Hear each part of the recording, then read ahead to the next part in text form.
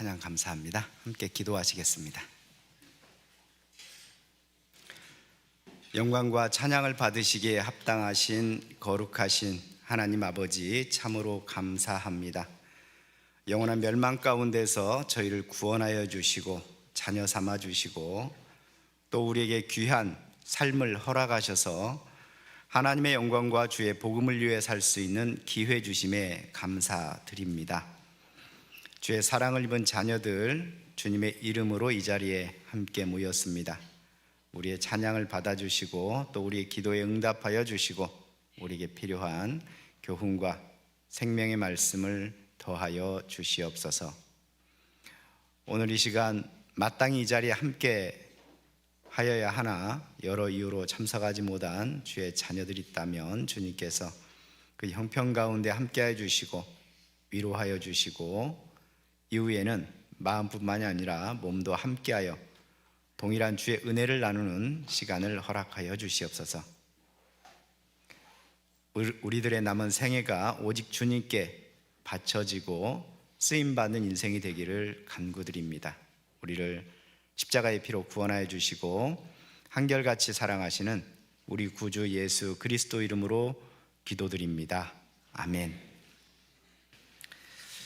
우리 다 함께 신약 성경 마가복음 16장을 찾겠습니다.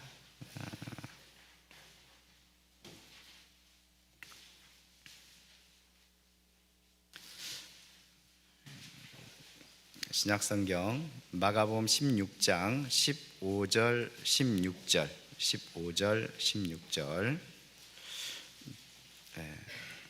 다 함께 읽어보도록 하겠습니다. 또 가라사대 너희는 온 천하에 다니며 만민에게 복음을 전파하라. 믿고 세례를 받는 사람은 구원을 얻을 것이요 믿지 않는 사람은 정죄를 받으리라. 다시 한번 인사드리겠습니다. 안녕하세요. 다들 주 안에서 평안하시죠? 저는 지금은 김해에서 구원받은 우리 형제 자매님들과 함께 생활하고 있는 김현호 형제입니다. 오늘은 마가복음 16장 15절 16절을 본문으로 삼아서 복음을 전하는 생활이라는 제목으로 함께 교훈을 나눠보고자 합니다.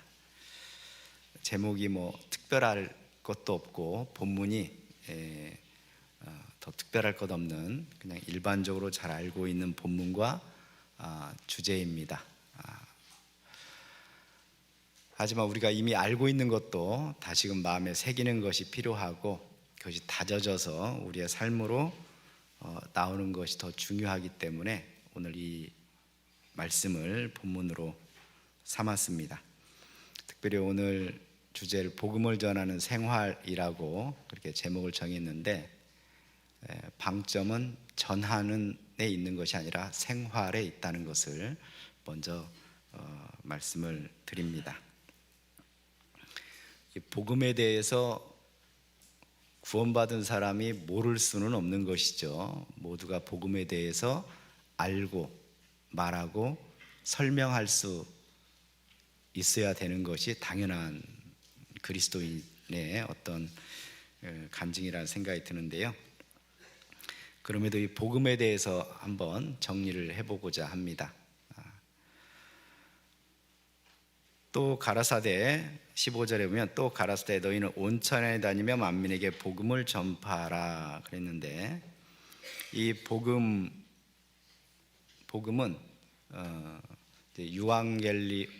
유앙겔리조라고 하는데 이제 기쁜 소식이라는 뜻이죠. 근데 어떤 기쁜 소식일까? 보통 일반적인 용례로는 로마의 황제가 새로 등극했을 때 또는 큰 전쟁에서 승리를 했을 때 유앙겔리온이라는 표현을 씁니다. 그러니까 우리가 이 복음을 듣고 받아들였다는 것은 우리에게 새로운 왕이 등극했다는 그런 소식이 되어야 되는 거죠. 그리고 큰 전쟁에서 승리했다는 그런 소식이기도 할 겁니다. 먼저 이 복음에 대해서 정리를 좀 해보고자 한다고 말씀을 드렸는데, 여기를 잡으시고 바로 뒤에 누가복음 1장을 보겠습니다.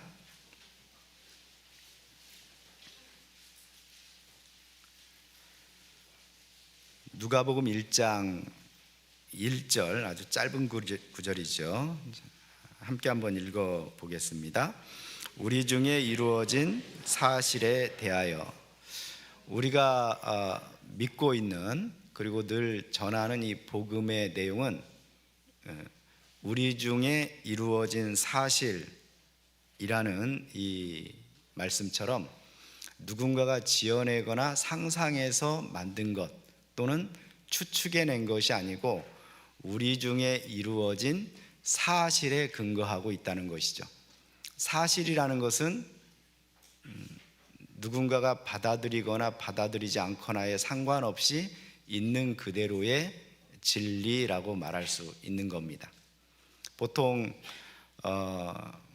헬라 문화권에서 진리 그러면 추상적이고 모호하고 손에 잡을 수 없는 것을 말하는 것으로 느껴지는데, 히브리권, 그러니까 이스라엘에서의 진리라는 것은 늘 사실에 근거한 것을 말합니다. 그러니까 사실이 아닌 것은 진리가 될 수 없다는 겁니다.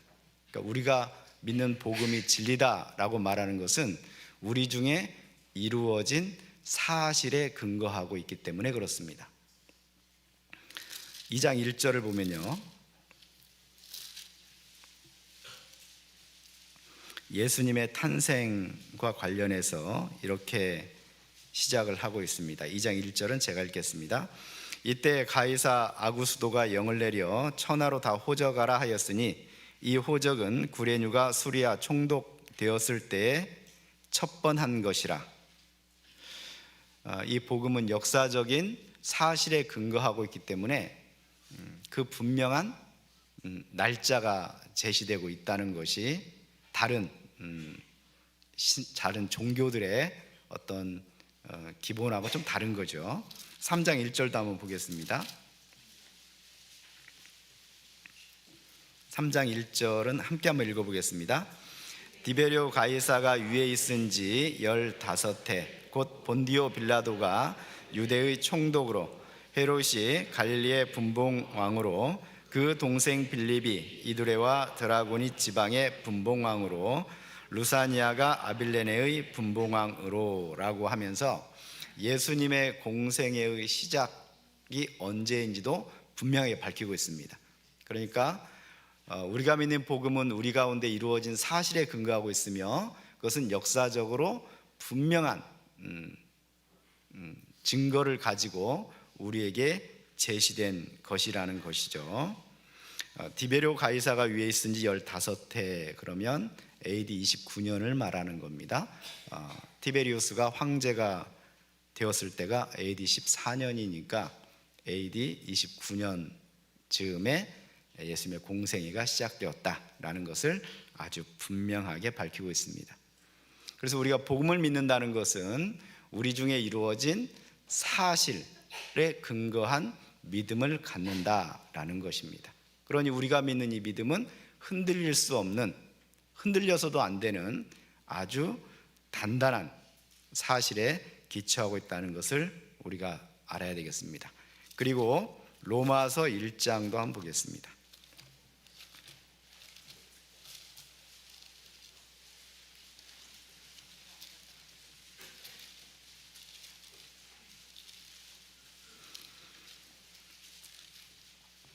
로마서 1장 2절부터 4절까지 보면 그 복음의 내용이 무엇인지를 좀 더 구체적으로 밝히고 있는데요. 로마서 1장 2절부터 4절까지 함께 한번 읽어보겠습니다. 이 복음은 하나님이 선지자들로 말미암아 그의 아들에 관하여 성경에 미리 약속하신 것이라.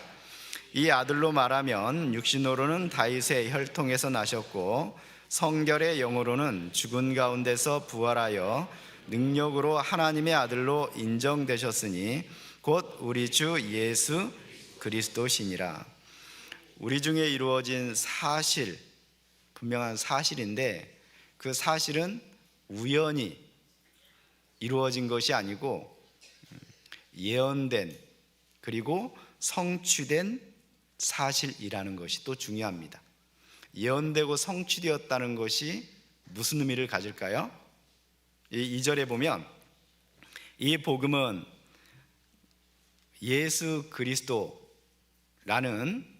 이 복음의 주인공에 대한 이 복음은 하나님이 선지자들로 말미암아 그의 아들에 관하여 성경에 미리 약속하신 것이라. 구약 성경에 예언된 내용의 성취라는 것이죠. 성경의 학자들이 보통 예언된 내용을 몇 가지 정도로 말을 하고 있냐면 대략 한 1800개에서 2000개 정도로 그렇게 이야기를 합니다. 그 많은 예언들이 역사 속에서 문자 그대로 성취가 되었는데 그 성취된 예언 가운데 가장 많고 정확하고 구체적으로 성취된 예언은 예수 그리스도에 대한 예언과 성취입니다. 대략 300개 정도 된다고 하죠. 그러니까 예수님, 이 복음은 우리 중에 이루어진 사실에 근거한 것이며 우연히 이루어진 사실이 아니라 예언되고 성취된 사실이라는 겁니다. 예언되고 성취된 사실이라는 것이 뭘까요? 하나님의 신실하심, 하나님의 변치 않음이 드러난 사건이 바로 복음이라는 겁니다. 그래서 우리가 복음을 믿는다는 것은 하나님의 신실하심을 믿는다는 뜻이기도 합니다. 곧 하나님께서 말씀하신 것은 반드시 이루어진다는 것을 우리가 믿음으로 받아들인다는 것이죠. 그것을 믿음으로 우리가 지금 살아가는 가운데 하나님께서 우리에게 약속하신 많은 약속들이 있습니다. 우리와 함께 한다는 것, 우리를 도우신다는 것, 우리를 위로해 주신다는 것. 비록 우리가 살아가는 현실 가운데서 그것이 피부로 느껴지지 않는다 할지라도 내가 피부로 느껴지지 않는다는 것이 하나님의 그 약속을 부인할 수 있는 근거가 될 수 없다는 겁니다. 왜냐하면 하나님은 신실하시고 말씀하신 말을 반드시 성취해내시는 그런 하나님이시기 때문에 그렇습니다. 바로 이 복음은 그런 하나님의 신실하심을 우리에게 드러내는 사건입니다. 그리고 이 복음 가운데 하나님께서 예언하시고 성취해낸 그 사건이 들어있다 그랬는데, 우리가 흔히 하나님은 말씀하시고 말씀하신 바를 당연히 전지전능하시니까 이루실 거다라고 그렇게 그냥 크게 생각 없이 받아들일 수 있지만, 여기를 일단 또 잡으시고요, 이사야 9장을 한번 보겠습니다.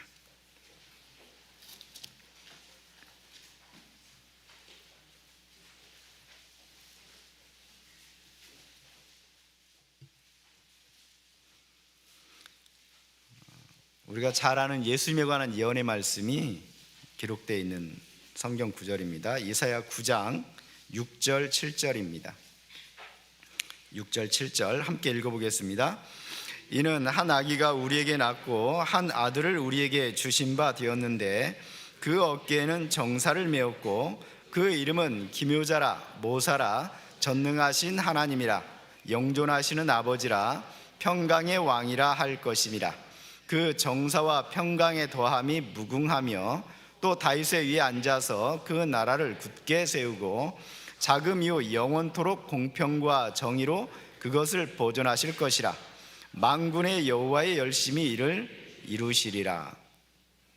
자, 이 복음 안에는 하나님의 말씀하심과 성취하신 그 하나님의 신실하심이 들어있다라고 말씀을 드렸습니다. 근데 그 속에 우리가 좀 더 깊이 생각해 봐야 될 내용이 여기 나오는데요, 하나님께서 예수 그리스도를 보내셔서 우리를 구원할 것을 예언한 이 예언의 끝부분에 하나님의 이런 말씀이 있습니다. 7절 끝부분을 제가 다시 읽겠습니다. 만군의 여호와의 열심히 이를 이루시리라. 우리가 믿는 이 복음은 하나님의 열심을 낸 결과라는 겁니다. 우리가 무언가를 열심히 한다고 할 때는 조금 능력이 부족한 사람이 그 목표를 달성하기 위해서 최선을 다할 때 우리가 열심히 한다라는 표현을 일반적으로 쓰죠. 그러니 하나님께서 열심을 내신다라는 이 표현은 사실 하나님의 본래의 성품과 하나님의 능력과 내용을 생각해 볼 때 어울리지 않는 표현이라는 걸 알 수 있습니다. 하나님은 열심히 할 필요가 없죠. 하나님은 말씀하시면 그냥 성취해 내시는 그런 하나님이십니다. 그런데 하나님께서 이 구원과 관련된 예수님과 관련된 이 예언 끝에 만군의 여호와의 열심히 이를 이루시리라 라고 말씀하십니다. 그러니까 우리가 믿는 이 복음은 하나님께서 열심히 일하신 일하심의 결과라는 겁니다. 그러면 우리가 복음을 믿는다는 것은 복음을 통해서 구원받은 우리를 향해서도 하나님께서 하신 약속을 신실하게 지키실 것을 기대하게 만들며 동시에 그 하나님의 약속을 이루시기 위해서 하나님께서 우리의 삶 가운데 열심을 내실 거라는 것을 기대하게 만듭니다. 그것이 또 사실이기 때문에 그렇습니다.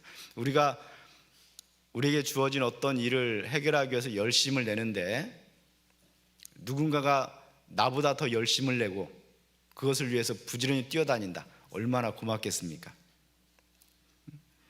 그런데 우리를 구원하신 하나님께서 우리의 삶에 개입하셔서 우리를 위해서 또한 열심을 내시겠다고 그 복음 안에 약속하고 있는 겁니다. 하나님은 하나님의 백성과 관련해서 일반적으로는 쓰지 않습니다. 일반적으로 하나님의 어떤 일하시는 어떤 사건 속에서 열심을 낸다는 표현은 쓰지 않는데 언제 열심을 낸다는 표현을 쓰냐면 하나님의 백성과 관련해서 우리의 구원과 관련해서입니다. 그래서 이스라엘을 구원하는 일과 관련해서도 열심이라는 표현이 여러 군데 등장을 합니다. 아수르의 군대가 남유다를 쳐들어왔을 때 히스기야가 절망에 빠져 있을 때 18만 5천 명을 하루 사이에 절멸시킨 사건이 있습니다. 그때도 하나님의 열심이라는 표현이 등장을 합니다. 또 에스겔 36장, 37장, 38장을 보면 하나님께서 마지막 때에 전 세계에 흩어졌던 이스라엘 민족을 다시 돌아오게 할 것을 예언하는 그 예언이 기록되어 있습니다. 우리가 성경 강의할 때 많이 듣죠. 그 말씀들의 끝에 어떤 내용이 있냐면 하나님의 열심히 일을 이루신다고 말씀하고 있습니다. 그러니까 그건 단순히 이스라엘의 회복과 관련해서 이스라엘의 구원과 관련해서만 말씀하는 것이 아니고 바로 우리의 구원과도 직결되는 표현이며 그 하나님의 은혜로 복음을 통해서 구원받은 그리스도인의 삶 가운데도 하나님의 열심이 있을 것을 우리에게 지금 말씀하고 있는 겁니다. 우리가 복음을 믿고 구원을 받았는데요, 복음은 믿는 모든 자에게 구원을 주시는 하나님의 능력이 있다라고 로마서 1장이 말씀하고 있는데 우리가 그 복음 뒤에 하나님의 열심이라는 단어를 대비해서 다시금 생각하면 좀 더 감사함이 더 커지지 않을까라고 생각이 듭니다.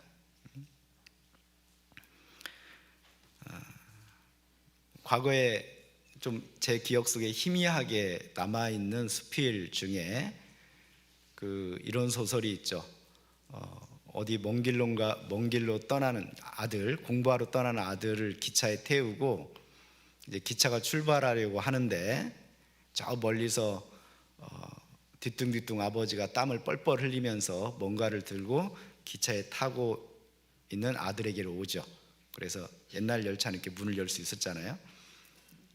그래서 문을 열고 보니까 아버지가 가면서 먹으라고 간식을 이렇게 넣어주는데 그걸 받고 그 자체보다는 그 뒤에 아버지가 그걸 넘겨주고 이제 다시 그 선로를 가로질러서 플랫폼으로 올라가는데 그 좀 높은, 예전 그랬죠. 거기를 그 뚱뚱한 아버지가 올라가기 위해서 애쓰고 땀을 뻘뻘 흘리는 그 아버지의 뒷모습에 아들이 눈물을 흘리는 그런 수필이 있습니다. 아버지가 준 간식 때문이 아니고 나를 향한 그 아버지의 열심에 감동하는 거죠.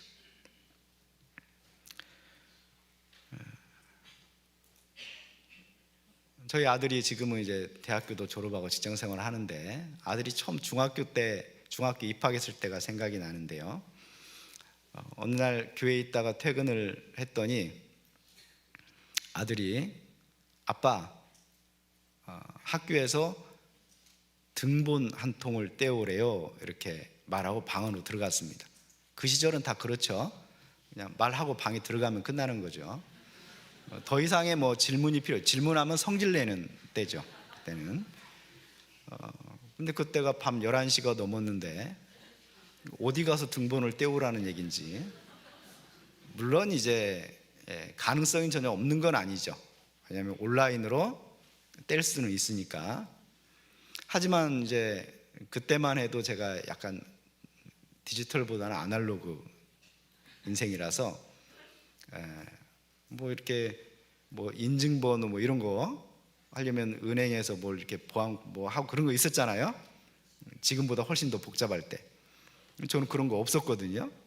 그러니까 정부 24 홈페이지에 들어가서 떼려고 그랬더니 뭘 자꾸 집어넣으라고 그래서 승질나서 닫았습니다.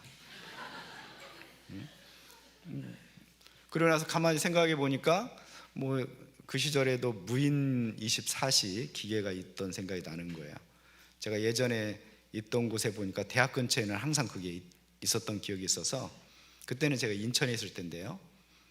인천에 인하대학교가 교회당 근처에 있거든요. 그래서 무인기계가 어디 있나 일단 검색을 해본 다음에 인하대학교를 갔습니다.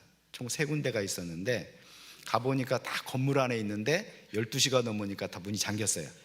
들어갈 수가 없잖아요. 또 어디에 있나 찾아보니까 인천교 바로 앞에 검찰청하고 법원이 있거든요. 왠지 거기 있을 것 같잖아요. 가보니까 있긴 있는데 경비실 안쪽에 있어요. 그때가 새벽 1시 정도 됐는데 들어가려고 그랬더니 경비가 잡고 어디 가냐고, 이 밤에 법원에 등본 한 통 떼려고 그런다. 수상하죠. 굉장히 수상한 거죠. 내일 와라, 안 들여보내주면. 또 어디에 있나 봤더니 대규모 아파트 단지 안에는 또 이 무인기계가 있더라고요. 그래서 교회당 바로 옆에 큰 아파트 단지가 있는데 거기 있다고 그 인터넷에 떠 있길래 가봤어요. 가봤더니 관리사무소 안에 들어있는데 역시 못 가게 잡아요. 그때 한 새벽 1시 반 정도 됐습니다. 저한테 대뜸 물어보는 것이 이 아파트 사냐 이것부터 물어봐요. 아닌데요 그랬더니 그럼 내일 와라. 아파트 주민도 아닌데 그 시간에 관리사무소 문을 열 수가 없죠. 그렇게 제가 한 2-3시간을 왔다 갔다 하면서 누구에 대한 분노가 치솟아 올랐을 것 같습니까? 일찍 얘기해야지. 아빠가 퇴근하고 11시 넘어서 온 나에게 그 얘기를 하면 어쩌자는 거냐 도대체. 아유, 이놈은 그냥 가서 한번 당해봐야지 라는 생각이 올라오면서도 그 짠한 그런 게 있잖아요. 사춘기에 아버지하고 말도 잘 안 하려고 그러는 애가 등본 한 통, 이 얘기만 해준 것만 해도 감사해요 사실은. 말 걸어준 게 감사한 거죠. 그리고 이제 그 필요에 답을 해야 또 그 다음에 또 부를 거 아니에요. 그러니 어떻게 할까. 어쨌든 그 밤에는 포기했습니다. 그래서 마지막에 아파트 관리 사무소 가기 전에 그 경비한테 내일 문 언제 여냐 그랬더니 6시인가 연대요. 알았다. 그 다음날 제가 갔겠습니까? 안 갔겠습니까? 갔죠. 한 3시간 자고 갔죠. 가서 등본을 떼고 봉투에 넣어서 아들 방 앞에 딱 놓고 출근을 했죠. 아들이 그 아빠의 열심을 알까요?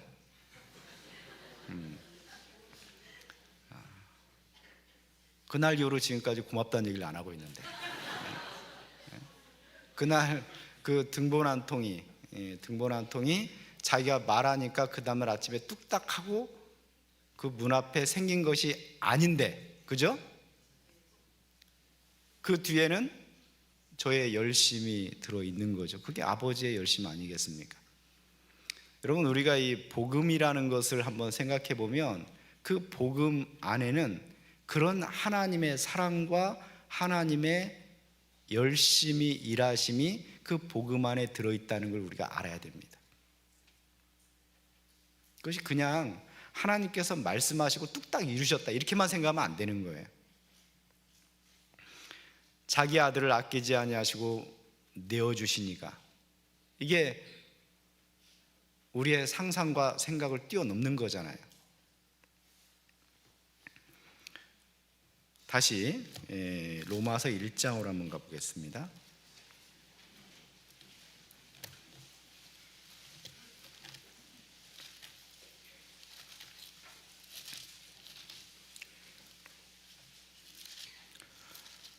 로마서 1장 2절부터 4절 말씀까지를 제가 다시 한번 읽어보겠습니다. 이 복음은 하나님이 선지자들로 말미암아 그의 아들에 관하여 성경이 미리 약속하신 것이라. 약속된 예언의 성취, 그게 바로 이 복음이라는 겁니다. 그리고 그 안에는 하나님의 열심이 일하심이 들어있는 것이죠. 이 아들로 말하면 육신으로는 다윗의 혈통에서 나셨고 성결의 영으로는 죽은 가운데서 부활하여 능력으로 하나님의 아들로 인정되셨으니 곧 우리 주 예수 그리스도시니라. 4절을 다시 한번 읽어보겠습니다. 함께 읽어보겠습니다. 성결의 영으로는 죽은 가운데서 부활하여 능력으로 하나님의 아들로 인정되셨으니 곧 우리 주 예수 그리스도시니라. 죽으시고 부활하심으로써 하나님의 아들로 인정되셨다라는 이 표현은 이제 오해를 가져올 수 있는 표현이죠. 그러면 그 전에는 하나님의 아들이 아니었냐? 부활하심으로써 하나님의 아들로 인정되셨느냐? 그런 의미는 아닐 겁니다. 그 전에도 예수님은 하나님의 아들이었고 이후에도 당연히 하나님의 아들이십니다. 그러면 이건 무슨 뜻이냐? 능력으로 하나님의 아들로 인정되셨으니, 인정되셨다라는 이 헬라어 표현이 호리스텐토스라는 표현인데 선포되다라는 뜻입니다. 이 선포되다라는 것은 언제 쓰냐? 유앙겔리온과 연결되어 있습니다. 새로운 왕이 등극했을 때, 새로운 황제가 등극했을 때 사람들에게 새로운 왕이 등극했음을 선포한다랄 때 쓰는 표현입니다. 그러면 이것을 좀 더 알아듣기 쉽게 이렇게 제가 다시 한번 풀어서 말씀을 드리겠습니다. 성결의 영으로는 죽은 가운데서 부활하심으로써 능력 있는, 권세 있는, 통치할 수 있는 통치자로서 하나님의 아들로 선포되셨다 라는 뜻입니다. 그분이 누구냐? 곧 우리 주 예수 그리스도시니라. 그러니까 우리가 이 복음을 믿는다는 것 안에는 바로 그 주님이 나의 통치자로서, 능력 있는 자로서, 권세 있는 자로서 선포된 그 선포를 내가 받아들였다는 뜻입니다. 그러니까 이 복음을 믿는다는 것은 가장 기본적으로 죄사함의 복음이죠. 죄를 사하고 우리로 하여금 천국에 갈 수 있는 길을 열어놓으셨다는 소식이 바로 이 복음이죠. 그러나 그 복음을 내가 믿음으로 받아들였다는 것 안에는 단순히 예수님이 나의 구원자, 예수님이 십자가의 피로 내 죄값을 갚으시고 나를 용서해 주셨다라는 것을 포함했을 뿐만 아니고 그 주님이 이제 나의 주가 되셨다는 뜻이죠. 나의 왕이 되셨다는 뜻입니다. 그래서 사도행전 2장 36절에 하나님께서 십자가에 못 박힌 예수를 주와 그리스도가 되게 하셨느니라 라는 말씀이 바로 그런 뜻입니다. 복음은 바로 예수님이 십자가의 피로 내 죄를 용서해 주셨을 뿐만 아니고 그 피값으로 나를 사서 하나님의 것이 되게 하고 그 주님이 나의 주가 되셨다라는 뜻이죠. 그러니까 우리가 복음을 믿는다는 것을 다시 한번 정리해 보겠습니다. 복음을 믿는다는 것은 이루어진 사실을 믿는 것이며 우연히 이루어진 사실이 아니라 예언되고 성취된 사실을 믿는다는 것이며 그 뒤에 하나님께서 얼마나 그 복음을 위해서 열심히셨는가를 믿는다는 것이며 바로 그 복음의 주인공인 예수님을 나의 주와 그리스도로 받아들였다는 뜻입니다. 그러니 나는 복음을 믿는다는 고백 속에 주님의 것이요 주님의 통치를 받는 백성이 되었다는 뜻이 담겨 있는 것이죠. 그러니 이제 구원받은 사람의 삶은 과거처럼 내 생각, 내 경험 또는 다른 누군가의 조언에 따라 움직이는 인생이 아니고 하나님의 말씀에 따라 하나님께 순종하는 인생으로서 살아간다는 의미가 아니겠습니까?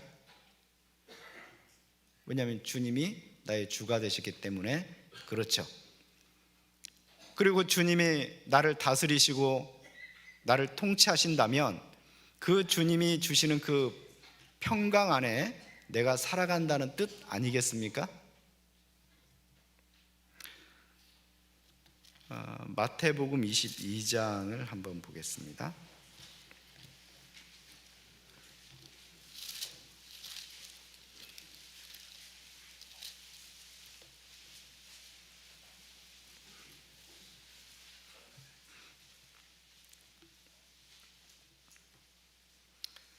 마태복음 22장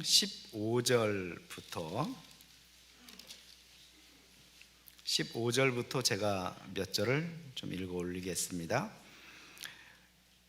이에 바리새인들이 가서 어떻게 하여 예수로 말의 올무에 걸리게 할까 상논하고 자기 제자들을 헤롯 당원들과 함께 예수께 보내어 말하되 선생님이여 우리가 아노니 당신은 참되시고 참으로서 하나님의 도를 가르치시며 아무라도 꺼리는 일이 없으시니 이는 사람을 외모로 보지 아니하심이니이다. 그러면 당신의 생각에는 어떠한지 우리에게 이르소서. 가이사에게 세를 바치는 것이 가하니이까 불가하니이까 한데 예수께서 저희의 악함을 아시고 가라사대 외식하는 자들아 어찌하여 나를 시험하느냐. 쇳돈을 내게 보이라 하시니 데나리온 하나를 가져왔거늘 예수께서 말씀하시되 이 형상과 이 글이 네 것이냐. 가로되 가이사의 것이니이다. 이에 가라사대 그런즉 가이사의 것은 가이사에게 하나님의 것은 하나님께 바치라 하시니 저희가 이 말씀을 듣고 기이 여겨 예수를 떠나가니라. 우리가 잘 알고 있는 세금 논쟁입니다. 이 논쟁의 배경은 이렇습니다. 당시에 로마의 지배를 받고 있었죠. 로마의 지배가 시작된 것은 예수님이 오시기 한 80년, 예수님이 공생애를 시작하기 한 90년 전쯤 될 것 같습니다. 그러니까 채 100년이 안 된 거죠, 로마의 지배가. 그러면 그 이전에는 어떤 시대였냐? 우리가 이제 전도 집회 때는 빨리빨리 스킵하니까 그냥 바벨론, 페르시아, 헬라, 그 다음에 로마로 건너뛰는데 그 중간에 유대 사회는 독립한 시기가 있었습니다. 대략 한 80년 이상의 독립국가 시대가 있었어요. 흔히 하스몬 왕조라고 하죠. 다윗의 후손이 왕이 된 시기가 아니고 어쨌든 제사장 계열의 왕이 있었던 독립국가 시기가 있었습니다. 대략 80년의 기간이죠. 그 시절에 이제 생겨난 종파들이 사두개파, 바리새파 같은 사람들입니다. 그 시절에 생겨난 사람들입니다.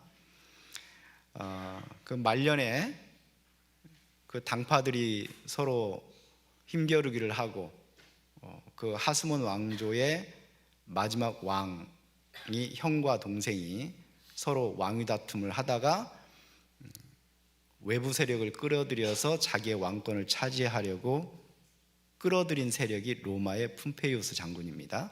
그래서 푼페이우스가 도와주러 왔다가 어라 먹을 게 많네 하고 꼴깍 먹어서 이제 하스몬 왕조는 마무리가 되고 다시 로마의 지배 아래 이렇게 들어가게 된 사건이 그때 있었습니다. 그때 여전히 권력에 붙어가지고 나름대로의 기득권 세력으로 행사했던 무리 당파가 사두개파고 거기로부터 밀려나서 그래도 우리는 정권에 빌붙지는 않겠다라고 하면서 민중 속으로 들어가서 사람들의 인기를 힘입어 인정을 힘입어서 나름대로의 세력을 확보했던 사람들이 바리새파 사람들입니다. 그러니까 바리새파와 사두개파는 늘 충돌의 어떤 빌미를 가지고 있던 사람들이라는 걸 알 수 있습니다.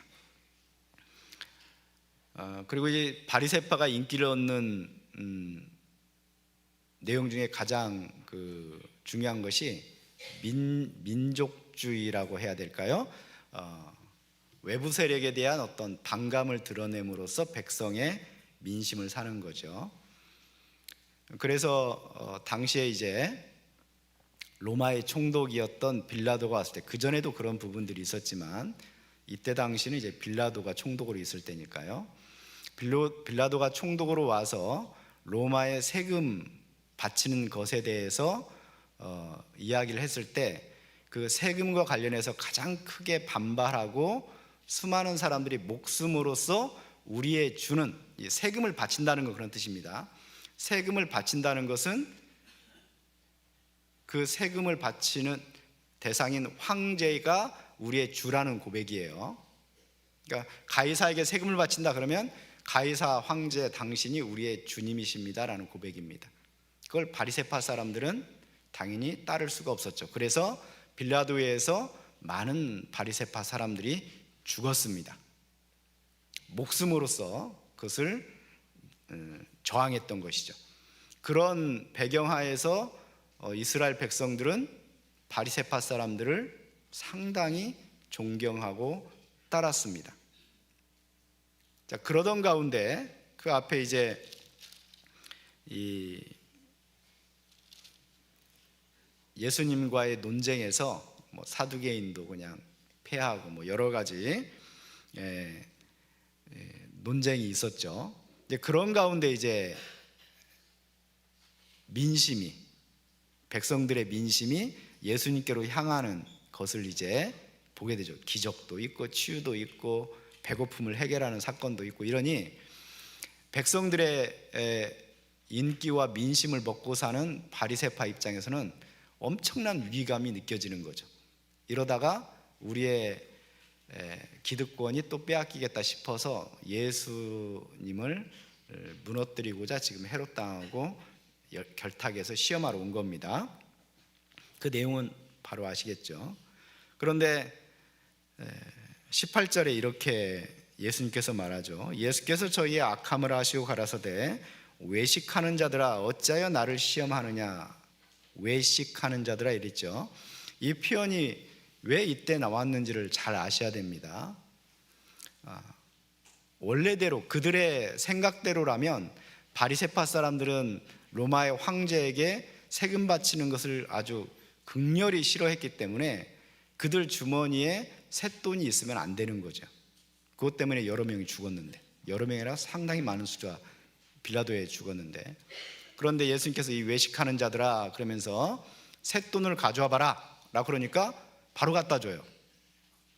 그 말은 곧 그들의 주머니에 뭐가 들어있었다는 얘기입니까? 쇳돈이 들어있었다는 얘기죠. 상당히 당황했을 거예요. 마치 이런 것과 비슷합니다. 제가 어느 교회 가니까 그 봉사회 임원분께서 자신이 어떻게 좀 신앙이 바로 세워졌는지를 저한테 잠깐 얘기해 주면서 이런 얘기 하더라고요. 자기가 좀 구원받고 나서 얼마 동안 이제 담배를 끊지 못하고 계속 피고 있었는데 봉사에 야유기제를 갔다는 거예요. 가서 이제 고기를 바베큐를 해 먹으려고 하는데 이 버너에 불이 안 붙으니까 봉사 형제님 중에 누가 이거 저 누가 혹시 라이터 있냐고. 근데 봉사의 형제님들이 라이터를 누가 가지고 다니겠어요? 그리고 다들 뭐 뽕 하고 있는데 그 형제님의 아들이 우리 아빠 있는데요 이랬다는 거예요. 원래 없어야 되는데 뭐 이 가운데 혹시 담배 피는 분 있나 모르겠는데 어쨌든 형식적으로는 없는 걸로 돼 있잖아요, 우리는. 그러니까 우리 아빠 있는데요 하는 순간 얼마나 얼굴이 뜨끈해졌겠어요. 그래서 형제님 라이터 있어요? 예 하면서 꺼내주긴 했는데 얼마나 민망했겠냐 이거. 물론 이제 거기 앉아 계신 봉사의 형제님들은 그런 걸 들춰내진 않죠. 그래서 아이고 마침 있었네, 하나님께서 준비해 주셨네 이러면서 좋게 그냥 마무리를 하고 넘어간 거예요. 그래서 그날 이후로 담배를 끊고 신실한 사람이 됐다. 그런 게 이제 외식과 비슷한 거죠. 없어야 되는데 가지고 있는 것. 쇳돈이 없어야 되는데 야 쇳돈 내놔봐라 그랬더니 바로 꺼내. 백성들이 그 모습을 보고 얼마나 실망을 했겠냐 그거예요. 일단 그 부분은 주된 내용은 아니지만 그런 분위기 속에서 어쨌든 바리새파 사람들을 예수님이 한 방 먹였죠. 이렇게 한 방을 적절한 표현이 아닌가? 그런 표현. 그러고 나서 이렇게 얘기하죠. 데나리온 하나를 가져오니까 이 세금 바치는 돈입니다. 이 형상과 이 글이 누구 것이냐? 가이사의 것입니다. 이때의 황제는 티베리우스죠. 가이사 아구스도의 뒤를 이은 로마의 2대 황제 티베리우스 황제입니다. 자, 여기에 혹시 데나리온 본 적 있으신 분 계세요? 데나리온을 본 분은 별로 없으신 것 같으네요. 데나리온을 보면 앞면은 로마의 흉상이, 황제의 흉상이 이렇게 새겨져 있습니다. 옆모습이. 그리고 글귀가 있는데 뭐 가이사 아구스도의 뭐 후계자다 뭐 그런 글귀가 있습니다. 뒷면에는 뭐가 있냐? 뒷면에는 두 종류, 티베리우스 황제 때는 두 종류의 동전이 발행됐다고 하는데 같은 의미입니다. 뒷면에는 웬 여자의 얼굴이 이렇게 그려져 있는데 그 여자는 흔히 평화의 여신이라고 불리는 여신의 흉상으로 알려져 있습니다. 그리고 밑에는 폰티팍스 막시무스라고 이렇게 새겨져 있습니다. 그러니까 황제는 황제로서의 권위도 있지만 뒤에 최고의 제사장으로서, 최고의 권위 있는 제사장으로서 신의 대리자로서 너희에게 평화를 주노라 라는 뜻입니다. 뒤에 새겨져 있는 팍스라는 단어는 평화라는 뜻입니다. 평화, 팍스. 그래서 당시 로마에서 이루어진 평화를 팍스 로마나 이렇게 표현하고, 현대사회에서 지금은 좀 달라졌지만 미국에 의해서 이루어진 평화가 있었죠. 미국의 힘에 의해서. 그래서 팍스 아메리카나라고 그렇게 일컫기도 했었죠, 한때는. 영국에 의해서 이루어진 평화 그러면 팍스 브리티시 뭐 이렇게 표현도 할 수 있겠습니다. 어쨌든 당시는 로마에 의한 평화, 팍스 로마나가 이루어진 시대였습니다. 지중해의 그 많던 해적들을 다 소탕하고 육지에 있던 산적들을 다 소탕하고 로마가 점령한 모든 나라를 하나의 길로 다 연결해서 번영과 평화와 풍요로움이 이루어졌던 바로 그 사회, 그게 이제 팍스 로마나의 시대였습니다. 로마의 황제에게 세금을 바친다는 것은 바로 그 모든 평화, 그 문제를 해결하고 우리에게 그 평화를 허락한 것은 바로 당신입니다라는 고백이었던 겁니다. 일종의 신앙 고백이나 마찬가지인 거죠. 그래서 당시에 로마 황제를 숭배하는 신전도 많았죠. 그러니까 로마 황제에게 세금을 바친다라는 것은 우리는 당신이 주는 평화를 지금 누리고 있습니다. 당신 우리의 주입니다 라는 고백입니다. 바로 그것을 배경으로 해서 20절에 예수께서 말씀하시되 이 형상과 이 글이 네 것이냐 가로되 가이사의 것이니이다. 이에 가라사대 그런즉 가이사의 것은 가이사에게 하나님의 것은 하나님께 바치라. 이 형상과 이 글이 네 것이냐 가이사의 것입니다. 그 말 뒤에 이런 질문을 이렇게 추가로 여기에는 없지만 던져보겠습니다. 너희 안에는 누구의 형상이 새겨져 있느냐? 우리 안에는 누구의 형상이 새겨져 있습니까? 하나님의 형상이 새겨져 있죠. 우리를 사람을 창조할 때 하나님의 형상대로 창조했잖아요. 그러면 우리는 누구의 것이라는 얘기입니까? 그러니 우리의 삶은 하나님의 것이 되어야 되는 것이 마땅하죠. 뿐만 아니고 우리가 누리는 평화는 누구에게서 주어지는 평화입니까? 하나님께서 주시는 평화죠. 우리가 복음을 믿는다는 것은 바로 주님께서 주시는 평강, 평화를 누리며 우리가 살아갑니다라는 고백이 있는 겁니다. 복음을 믿는다는 것 안에는 예수님께서 십자가에 죽으시고 부활하신 이후에 제자들에게 나타나서 제일 먼저 무슨 말씀하셨습니까? 너에게 평강이 있을지어다. 그 평강을 우리가 받아 누리며 살고 있습니다. 그런데 그 평강은 로마의 평강과 다릅니다. 로마의 황제가 주는 평강과 다릅니다. 그런데 우리가 기대하는 평강은 어쩌면 구원받은 우리조차도 우리가 기대하고 있는 평강은 그런 로마의 황제가 주는 평강 같은 평강을 기대하고 있는지 모르겠습니다.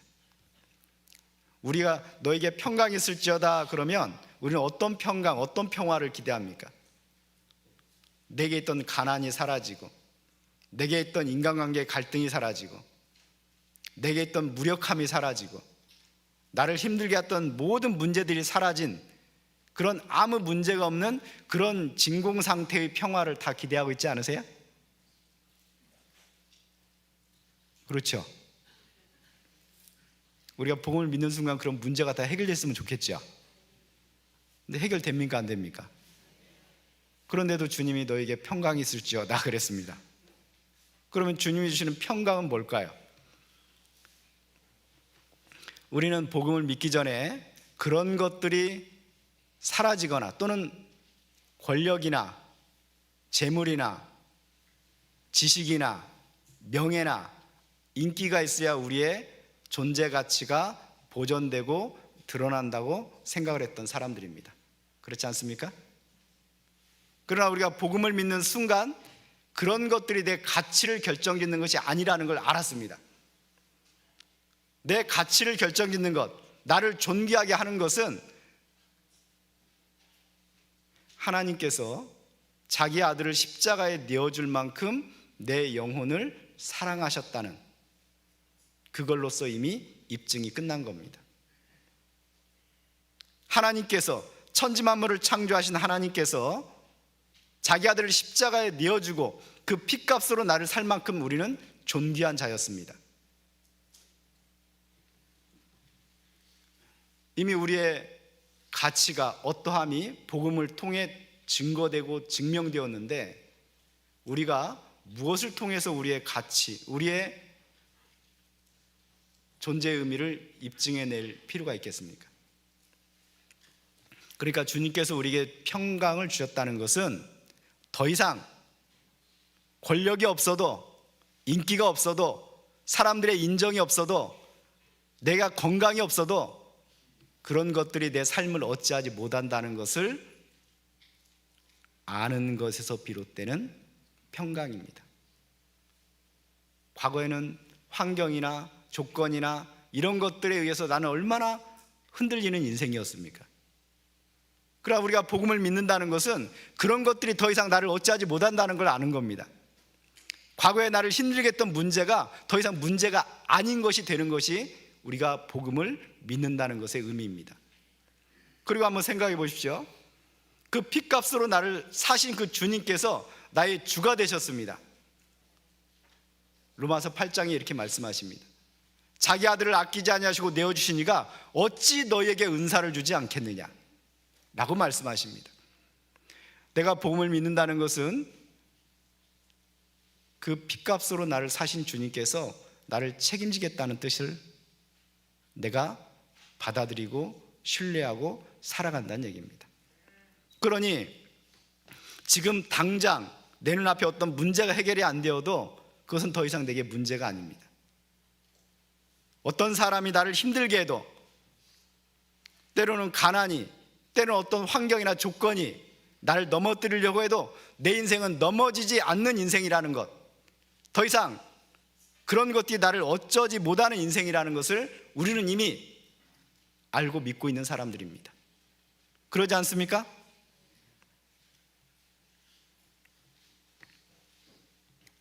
이 세금 논쟁을 통해서 그것을 우리에게 다시 한번 드러내 보이고 있는 겁니다. 그리고 찾지는 않겠습니다만 그 유명한 베드로의 신앙 고백이 마태복음 16장에 나옵니다.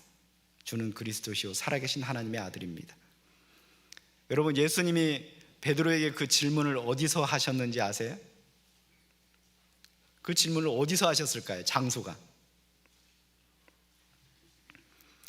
이스라엘에서 젖과 꿀이 흐르는 땅이라는 표현에 제일 걸맞는 곳이 어디일 것 같습니까?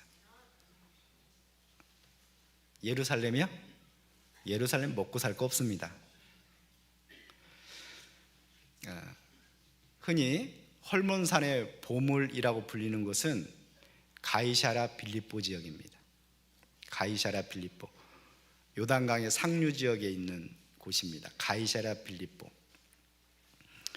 당시 이스라엘 사회에서 정치의 중심지는 가이사랴입니다. 지중해 변에 있는 가이사랴, 빌라도 총독이 머물고 있습니다. 경제와 종교, 그냥 신앙의 중심이라고 하면 예루살렘입니다. 하지만 경제, 더 풍요로운 경제, 문화, 대중문화, 그 중심지는 어디였냐? 가이사랴 빌립보입니다. 특히 예수님 당시에 가장 번창했던 도시는 가이사랴 빌립보입니다.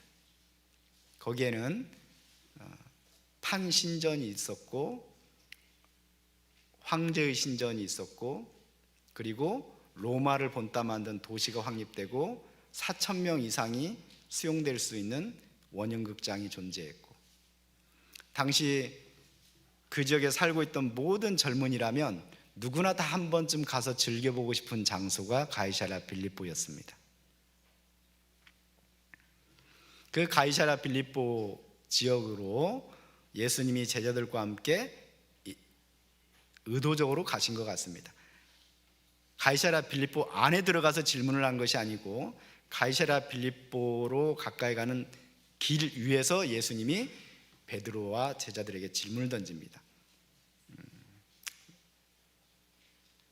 너희는 나를 누구라 하느냐? 너희는 나를 누구라 하느냐? 그 장소에서 질문했다는 것은 중요한 의미가 있습니다. 당시에 사람들은 권력, 그러면 황제를 떠올렸고 풍요로움을 생각한다면 그 풍요로움을 상징하는 판신 잘 모르실 수 있는데, 판신 그러면 여기에 염소뿔이 달려있고 사람 모양의 이 하체는 염소 다리를 가지고 있는 그리스 로마 신화에 나오는 신을 말합니다. 어린이들 동화책에 많이 나오는데요. 근데 판신이 하도 무섭게 생겨가지고 숲속의 신인데 가끔 숲속에서 새들이 파다닥 하고 나르는 것은 판신이 놀래켜서 그랬다. 그래서 우리가 막 공포에 떠는 것을 패닉에 빠졌다 이런 표현 쓰죠. 패닉. 그게 판에서 나온 말입니다. 판. 그래서 판신전이 세워져 있는 곳은 파니아스라는 도시명을 알렉산더 대왕이 하사를 했고, 파니아스라는 칭호를 받은 도시는 그만큼 살기 좋았던 곳입니다. 가이사랴 필리포가 판이었습니다. 그래서 지금도 이스라엘 성지순례 가면요, 그 북쪽 지역에 가면 공원이 지금도 있는데 그 공원 이름이 바니아스 공원입니다. 바니아스. 이게 이제 판신의 신전이 있던 곳이라 그런 뜻입니다. 그러니까 너의 그 당시에 가이사랴 빌립보를 방문하는 모든 사람들은 황제의 은덕과 판신의 은총에 힘입어 이 모든 걸 누리고 있다고 고백하는 사람들이라고 말할 수가 있어요. 바로 그곳에서 너희는 나를 누구라 하느냐라고 질문을 하죠. 이 말은 뭐예요? 너희의 주가 누구냐라는 질문입니다. 주는 그리스도시요 살아계신 하나님의 아들입니다. 이건 대단히 혁명적인 발언입니다. 왜냐? 당시 모든 사람들이 우리의 주는 황제입니다라고 고백하던 바로 그때 베드로는 우리의 주는 바로 그리스도 주님이십니다 라는 고백이니 이것은 거의 반란에 준하는 고백입니다. 반란. 누가 옆에 들었다면 바로 십자가에 처해질 만한 엄청난 발언인 거죠. 세상 모든 사람들이 주로 고백하는 것과 반대로 우리의 주는 그리스도십니다 라는 고백입니다. 여러분, 우리가 복음을 믿는다는 것은 주님이 우리의 주님이십니다. 주님이 주시는 평화와 주님이 주시는 은혜 가운데 우리가 살아갑니다 라는 고백 아니겠어요?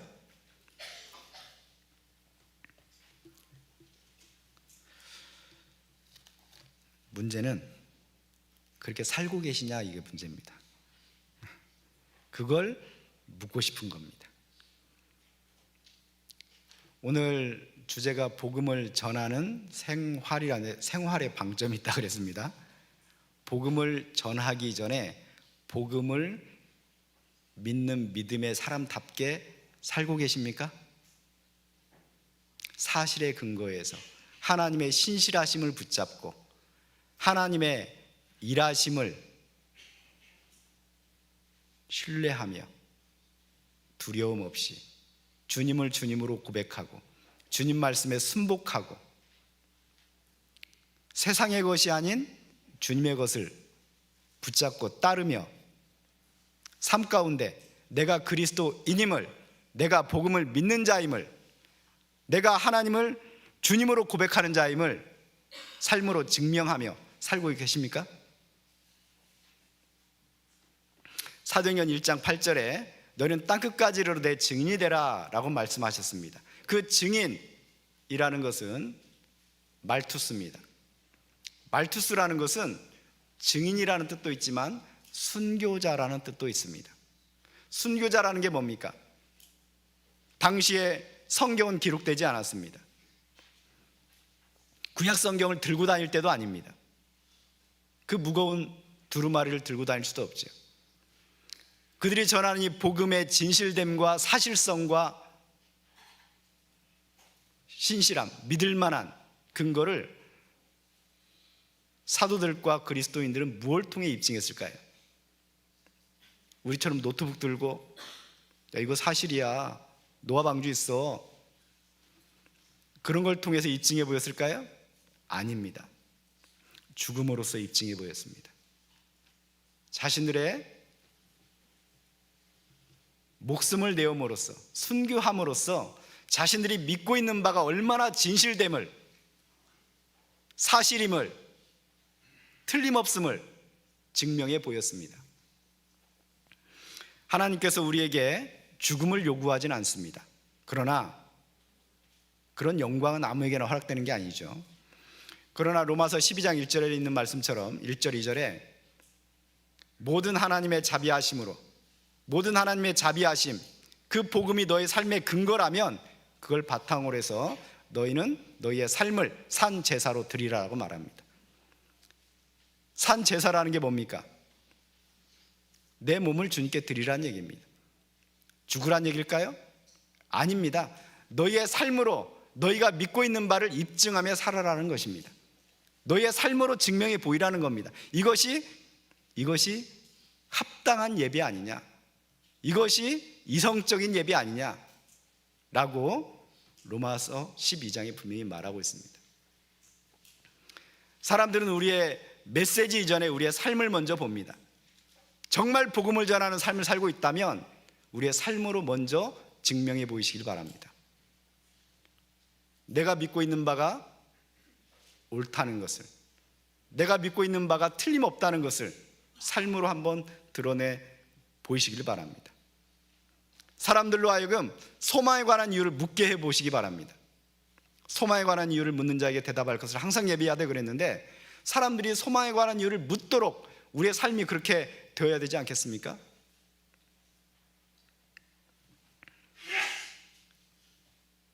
어떤 사상가가 이렇게 말했습니다. 당신이 아무리 말해도 그 목소리를 사람들이 귀 기울이지 않는다면 당신이 말하는 바가 목소리가 적어서가 아니고 당신의 목소리보다 당신의 삶이 더 크게 소리치기 때문이다 라고 말했습니다. 마가복음 16장 다시 가보겠습니다.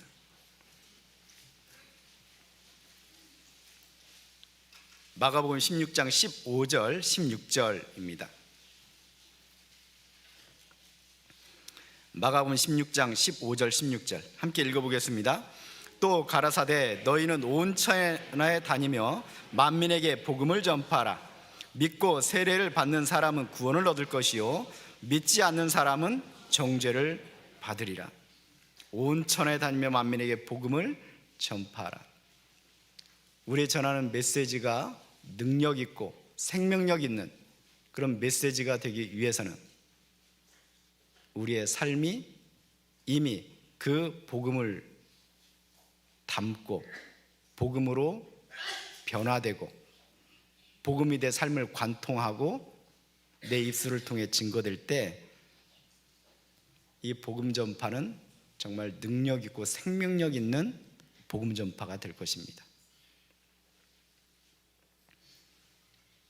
그리고 그것을 믿고 안 믿고는 그 사람들의 몫이 되는 것이죠.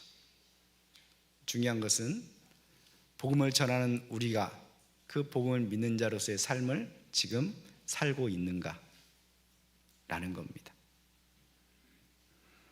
복음을 내 삶에 담아낼 때, 내 삶으로 증명해낼 때, 그 복음이 내 삶을 관통해서 내 입술을 통해 증거될 때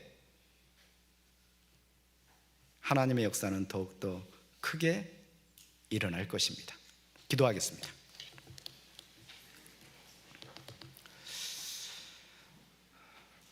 사랑과 은혜가 풍성하신 거룩하신 하나님 아버지, 참으로 감사합니다. 우리를 구원하여 주시고 자녀 삼아 주셨습니다. 이제 우리에게 귀한 삶을 허락하셔서 하나님의 영광과 주의 복음을 위해 살 수 있는 기회들을 주셨습니다. 주의 복음이 우리의 삶에 증거되기를 원하고 우리의 삶을 변화시키기를 원합니다. 우리를 만나는 모든 이들이 우리를 통해서 우리를 구원하신 주님을 보기를 원합니다. 주님, 우리를 더욱더 사용하여 주시옵소서.